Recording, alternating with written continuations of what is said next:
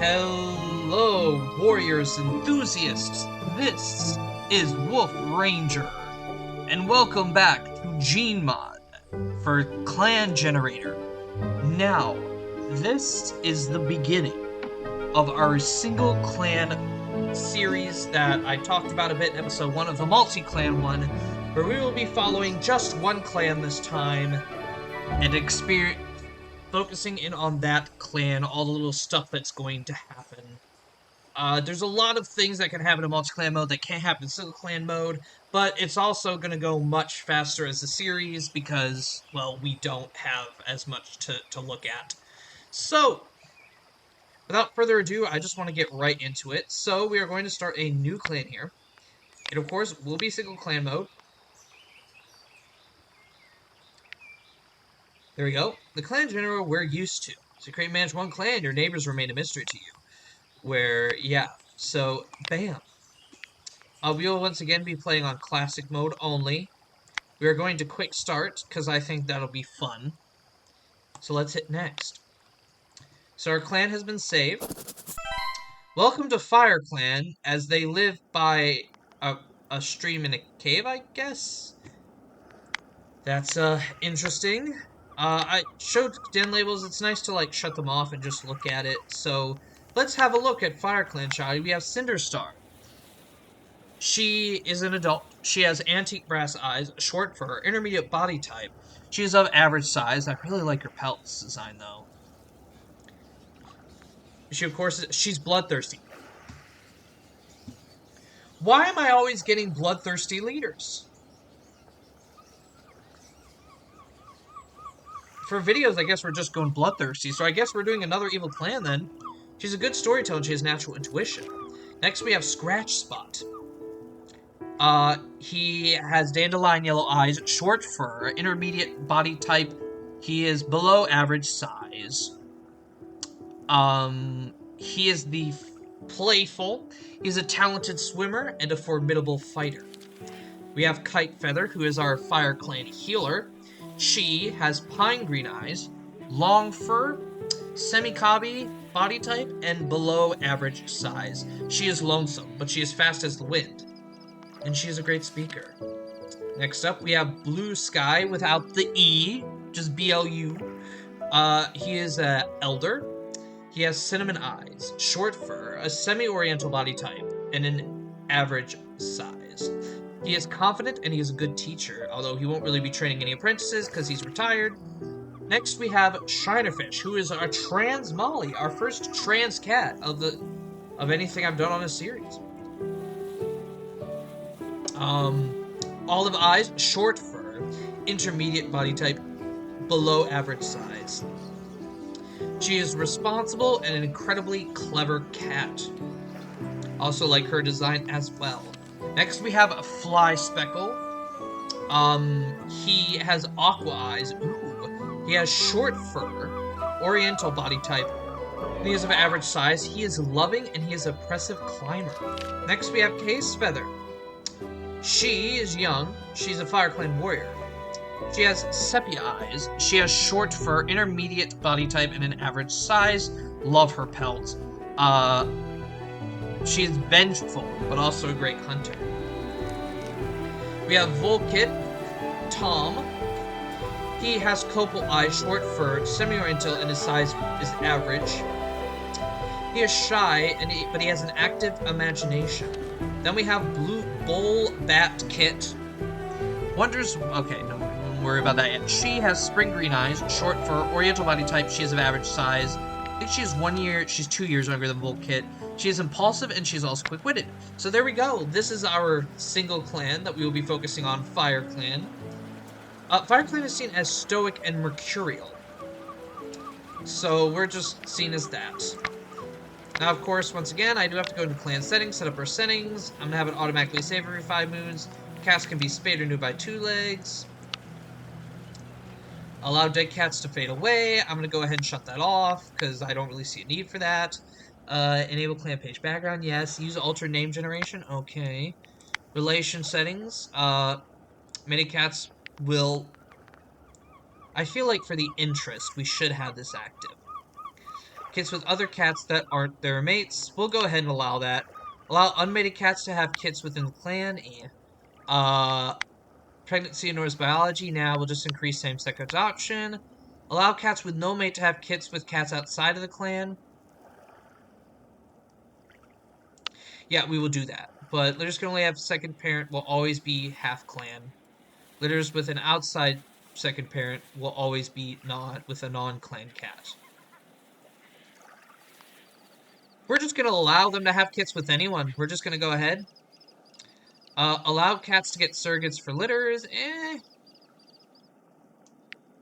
Allow litters multiple sires. Allow first cousins. Yes.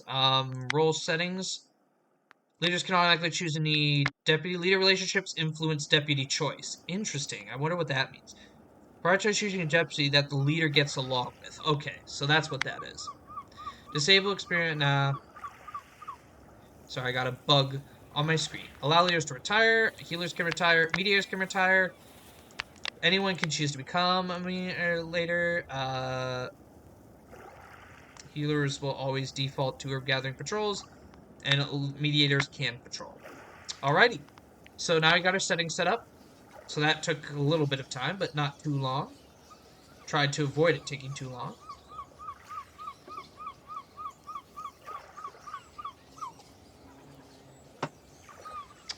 Alrighty. I think we're done with that. So let's get into our first patrols of the campaign of the series. So of course, Kingfeather tastes the air, trying to decide if it's warm enough to gather catmint yet. He'd really like to replenish the herb stocks after Leaf Bear. Go ahead. It's alright to fail. Kitefeather reminds herself. At least she knows where there isn't catmint, and that will make the next patrols to find it easier. And the game just crashed. Huh. I think that's the first crash I've ever had.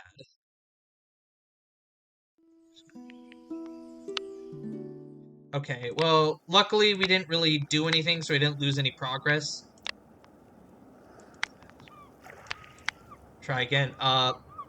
Sea scent and mist blows across the salt meadow in damp gusts.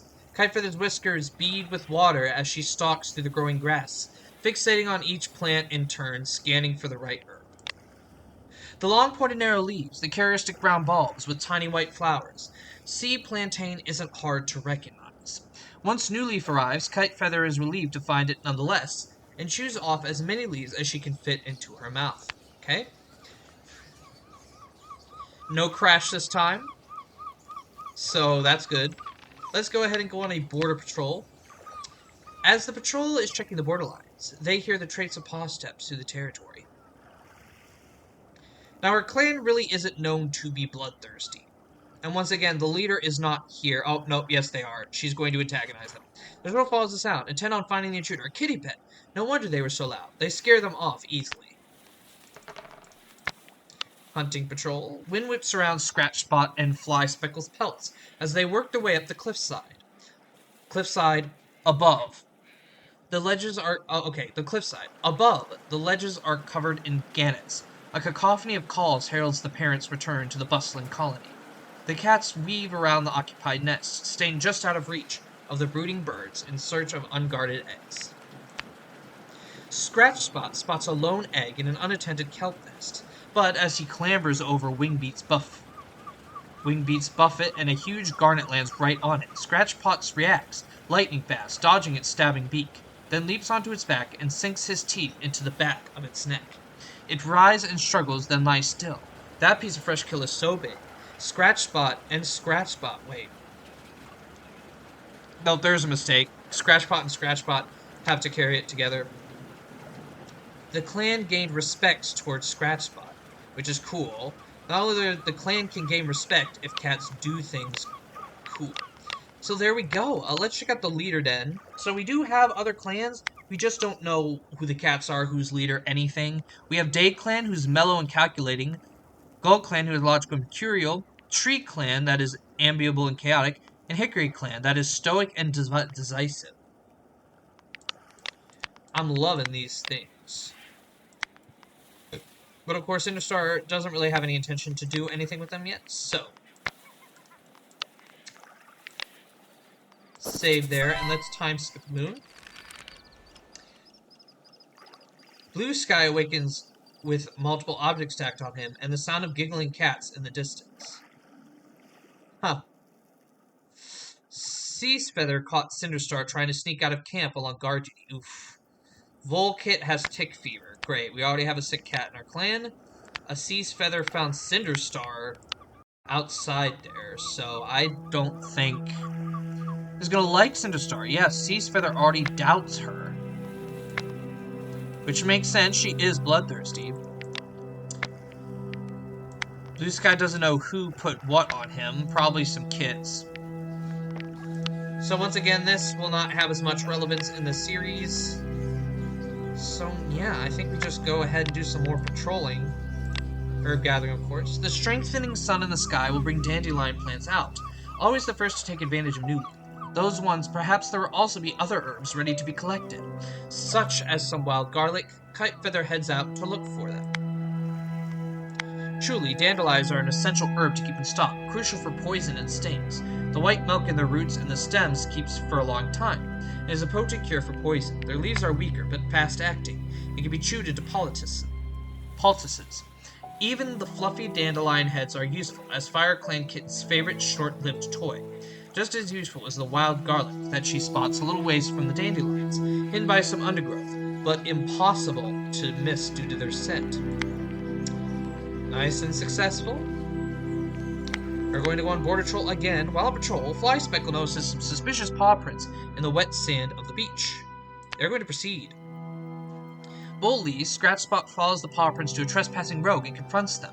Fur puffed up and scowling, the patrol demands the rogue leave Fire Clan territory. Intimidated by Scratch Spot's confidence, the number of cats, the rogue gives in and leaves without a fight. So positive effects between all of these, because of their successful patrol in keeping rogues out. And of course we'll go hunting. The patrol comes across a turtle. The patrol catches the turtle. Simple enough. Leader Den, we don't know any outside cats yet, so let's save here and we'll go forward another moon and see what happens. After having Fly Speckle challenge her, Cinderstar commands Shinerfish to help her punish Fly Speckle. Everyone ends up hurt, and though Cinderstar feels she can trust Shinerfish more. Interesting. So Cinderstar is gonna like Shiner for more because of what happened. But I mean, Fly Speckle is not gonna like Cinderstar. Wait, was there? Oh wow, there's a tiny bit of romantic feeling towards. Once again, bloodthirsty leaders can do crap like that. King Feather was seen taking food from a Tule. Oof. That's not gonna make him look good in front of his clanmates.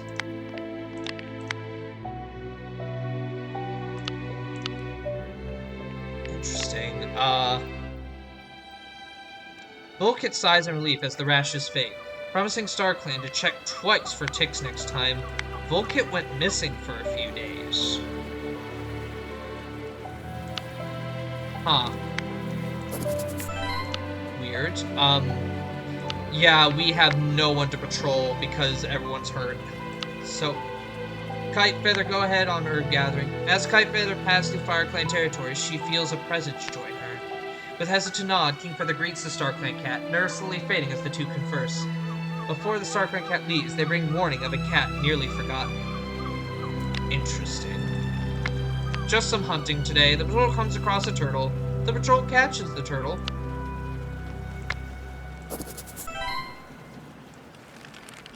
Alright, King Feather fusses over the wound with a foul-smelling herbal poultice. Fly Speckle hopes it'll fight off the infection growing in his claw wound. Volpaw touches noses with Scratch Spot, wondering whether this is truly the right path for him. Interesting. Bullback Kit snuck out of camp and returned scraped up, but brimming with pride, despite the scolding she was given. So Volpaw has become an apprentice. They will be with Scratch Spot. He is lonesome. It has an active imagination. So we still got 3 injured cats that are starting to recover. One of them has an infected wound. Oh boy, oh boy, oh boy. That's unfortunate. Anyway, let's go ahead. Scratchbot, of course, is going to take out for a training session. As he lags behind a patrol, the dune Volpaw's crossing shifts beneath his paws. He looks around wildly for safe footing, just as the sand caves in beneath him and the world goes dark. Scratchbot comes running at his yowls, and Volpaw is soon freed, shaken but unharmed. The cats settle down as they comfort each other. So Scratchbot just saved Volpaw's life, so we're just gonna send the other cat on an herb gathering patrol. To Kite Feather's concern, her warrior escort is unusually quiet. When prompted on her troubles, Case Feather comments that she could not help but think of what legacy she would leave behind if StarClan called upon her. King Feather attempts to soothe Case Feather's worries, but nothing seems to stick. Case Feather turns back towards the camp, leaving Kite Feather alone to fruitlessly hunt for herbs. Oof, that did not go well. Interesting. Alright, let's go for another moon. Shiner Feather is healed from her claw wound. Bullpaw scrapes are gone. Okay, so we got one cat back. But, of course, Fly, Speckle, and Cinderstar are still down for the count. Not nice, is it? So again, we will do a training. While wandering through the damp mud behind his mentor, Volpaw wonders where the ocean went. Scratchbot explains that the tide flows out far here, twice a day, leaving behind the landscape of soft, algae-rich silt stretching to the far horizon. Seabirds probing the mud for cockles and clams startle into flight at the cat's approach. FireClan never goes out into the mudflats in fog. It's far too easy to lose your way. Wander toward the ocean and be swept away when the tide returns, but under the green-leaf sun, it's safe to frolic and train here. Scratchbot instructs Volpaw to keep an ear out for the approaching waves and an eye on the sun's movement. Volpaw felt more secure after learning about the mudflat safety from Scratchbot. So Scratchbot is doing a pretty dang good job with this herb gathering. The heat of Greenleaf warms her pelt as Kite Feather wanders, aimlessly searching for daisies to harvest their leaves. Frustratingly, some herbivore has come through and feasted on Kite Feather's targets. The plants will recover, but these half-chewed-on leaves are useless to FireClan. We'll just go hunting. The patrol comes across the turtle. The patrol catches the turtle. So yeah, there we go. Time skip another moon here. Cinderstar Claw wound is healed, but she will always carry evidence of it on her pelt. Fly Speckle wound is healed, but will always carry evidence on his pelt, and his infection is gone. As Bullpaw touches noses with Shinerfish, she hopes that she'll be a cool mentor that won't assign boring tasks. Anything but gathering moss or tick duty. Bloodthirsty and quick-witted. Uh-oh. Maybe after training that'll change. We will see. Anyway, time to send the cats out on their training. Scratchbot sees a pod of dolphins swimming in the distance and considers it a good learning opportunity to the apprentices. A sudden storm cuts off Scratchbot's works, and the patrol sprints back to camp to get warm and dry. The ocean quiets to a dull murmur behind Kite Feather as she treks up the hill to the heathlands under the blazing sun. Vibrant violet heather in full bloom surrounds her, scattered with evergreen crowberry shrubs, but Kite Feather only has eyes for one plant today. Nestled in the shade nook next to hillside, the magenta flowers and characteristic speckled leaves catch Kite Feather almost by surprise. Quickly, she works to harvest as much as she dares, as if the lungwort could evaporate like dew in Greenleaf. And a hunting. The patrol heading back to camp with a good haul of fish sees a pod of dolphins chattering to them. Cinderstar offers the dolphins some of the patrol's fish catch. Good relations with the dolphins are more important than a few fish. She's surprised to see the dolphins offering a few soggy herbs in return, and she accepts them with gratitude and grace. Wow. For a bloodthirsty leader, that was pretty kind of her. Well, we'll keep going now. Shinerfish was seen racing along the border with her rival from Hickory Clan. Interesting. Flyspeck's claw wound is healed. Alright, everyone's healed up. Bullpot was wounded during a harsh training exercise led by Cinderstar. Oh no.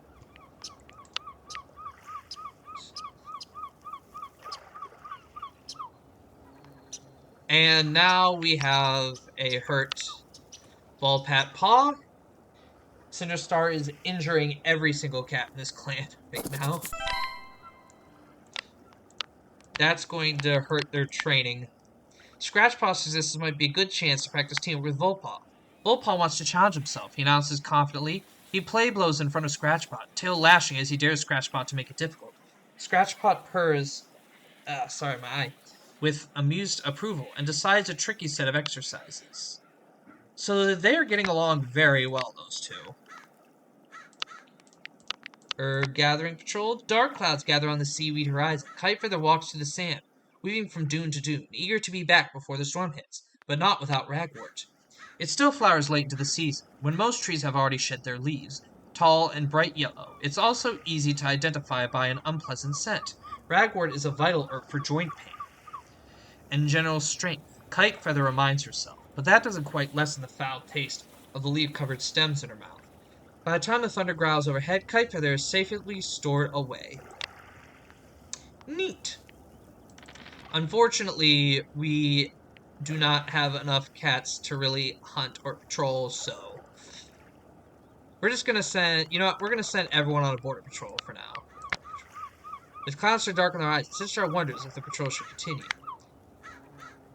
There is a downpour, and a sudden flood from the overflowing river sweeps all the cats on patrol away.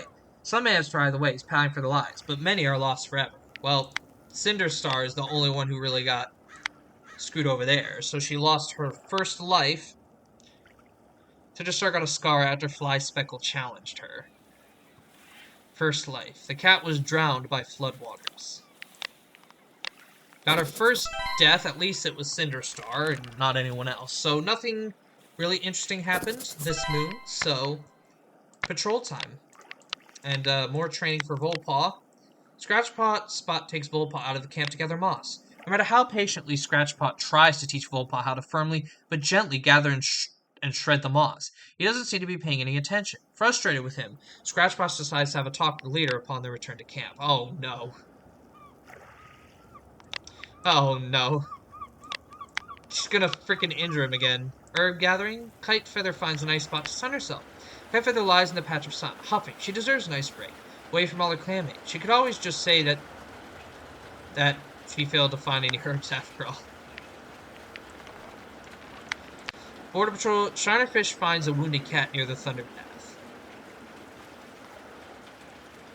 They're going to antagonize.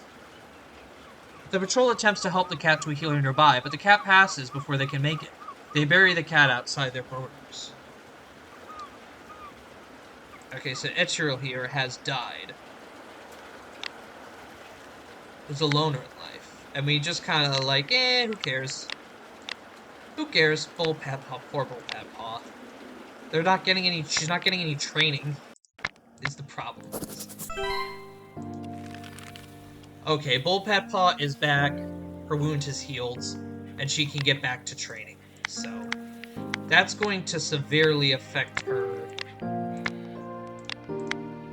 The patrol has a disagreement and looks to Scratchpot to settle the dispute. Scratchpot skillfully smooths over any disagreement.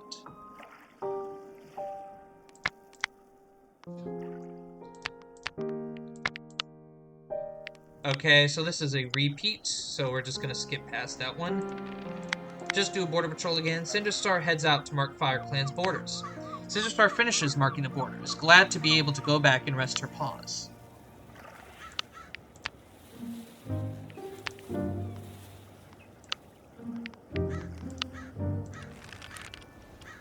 Cinderstar died fighting a dog. The leader has 7 lives left. Dang. Dang. Cinderstar has lost another life. She is going through her lives pretty quickly. Well, she's kind of done a lot of bad things, so if she dies, it'll be whatever. Scratchpaw sits in the crowd, chest puffed out in pride as he watches Volpaw be named Volneedle, and honored for his perseverance. He considers himself lucky to have been able to train such an amazing young cat, and looks forward to seeing the warrior he becomes. Bonito is playful and a good kit sitter. We finally have a new warrior. Of course, Vulpitpaw did not graduate because A, they started their stuff earlier, but also, you know, many reasons. Vulpitpaw. Alrighty. Shinerfish suggests might be a good chance to practice new hunting techniques with Vulpaw. After a third attempt to explain the training exercise, Shinerfish sighs and cancels the training session. Vulpet's paw attention is clearly elsewhere. Kite Feather heads on her gathering patrol, searching for the evergreen, ever-reliable horsetail to harvest for the herb stones. Snapping off the thick horsetail stem near the base of the plant allows Kite Feather to drag an entire big, long shoot back to camp, where she diligently processes it down further into smaller stem sections that are easily stored. Once again, we'll do border. While walking the border patrol, the notices a tree clan patrol renewing their scent markers up ahead. Well, Cinderstar is going to antagonize them. So yeah, same thing we always get. Cinderstar was impressed by Ceasefeather's aggression toward Tree Clan. Neat. Oh shoot, this might be a good chance to practice teamwork Flyspeckle. It's much more interested in sharing gossip than focusing on the teamwork. I did not mean to do that, but that is what happened.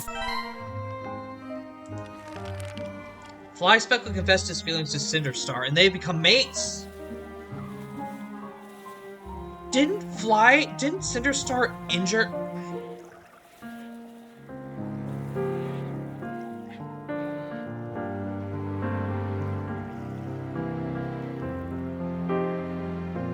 Oh my god. I was not expecting that. Flyspeckle challenged her, didn't he? And now they're mates? What is going on, dude? Why would you mate with the cat who freaking attacked you? That's crazy. Well, anyway, we're reaching the end of the episode, so we're going to go ahead and take a look at how all the relationships are going up with this. Casefeather was hurt while protecting the leader, Cinderstar, from a rogue. We've encountered Orchid. Well, they're getting hunted out and killed by Cinderstar for attacking her clan cats. That's what's gonna happen. But, oh my god. So Volneedle is doing disloyal stuff. Vulpitpaw got injured again. This poor cat is never gonna graduate. Oh my god. Anyway, we're approaching the end of this part, so what we're going to do is we're going to take a look at relationships and see what exactly is going on. Now, of course, she loves she cherishes Flyspeckle. She trusts him, she understands him. She begrudges him, though. She doesn't have much respect, but she adores him. Okay, so she's Casefeather. She knows her deeply. I mean, she did save her, and she trusts her. She understands Kite Feather. She enjoys her. She really respects Volneedle and understands him. Vulpitpaw, she enjoys and respects Vulpitpaw. Well, obviously, they're both freaking bloodthirsty, so it would make sense she would, like, you know, respect her for being bloodthirsty. She enjoys Scratchpaw, her deputy, understands her deputy. Shinerfish, she enjoys Shinerfish, but she avoids Shinerfish as well. And she doesn't have much feelings on Blue Sky. She does not like Orchid. Well, of course she doesn't. Orchid attacked them. So she is definitely going to kill Orchid. It's definitely happening. So in terms of Scratchspot, who's 122 moons old, as the deputy, by the way, he cherishes Kite Feather.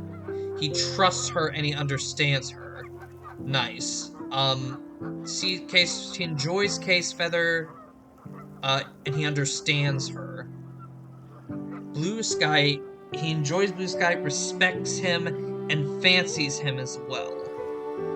Flyspeckle, he enjoys and understands.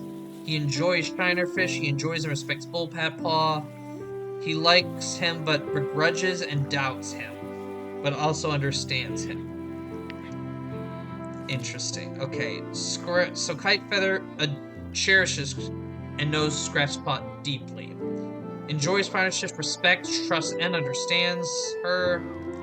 enjoys and trusts Blue Sky and fancies him a little bit. Fly Speckle, she enjoys him, she understands him. Case Feather, she enjoys, respects, and understands, and she also listens to. Cinderstar praises, listens to, enjoys, and understands. Interesting. A Volpatpaw he enjoys and understands, does not like Volneedle, but praises and relates to. Interesting. So, Blue Sky.